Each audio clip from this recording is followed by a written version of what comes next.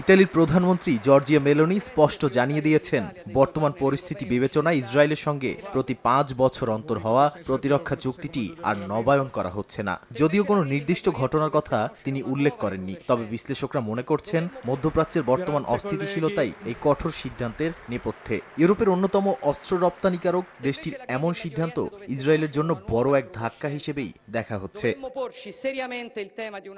Rome ও তেল আবিবের সাম্প্রতিক সম্পর্ক মোটেও সুখকর নয়। গত সপ্তাহে লেবাননে নিয়োজিত ইতালীয় জাতিসংঘ শান্তিরক্ষীদের উপর ইসরায়েলি বাহিনীর গুলিবর্ষণের ঘটনায় চরম ক্ষুব্ধ হয়েছে ইতালি। এই ঘটনার পর রোমে নিযুক্ত ইসরায়েলি রাষ্ট্রদূতকে তলব করে কড়া প্রতিবাদ জানানো হয়। ইতালির পররাষ্ট্রমন্ত্রী আন্তোনিও তাজানি গাজার মতো লেবাননেও সাধারণ মানুষের উপর ইসরায়েলি হামলার তীব্র সমালোচনা করে একে অগ্রহণযোগ্য বলে অভিহিত করেছেন।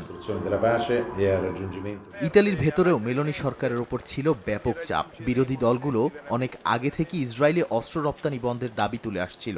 এছাড়া গাজায় ইসরায়েলি আগ্রাসন এবং ফিলিস্তিন রাষ্ট্রকে স্বীকৃতি দেওয়ার প্রশ্নে সরকারের ধীরগতির বিরুদ্ধে রাজপথে সরব ছিল লাখো মানুষ।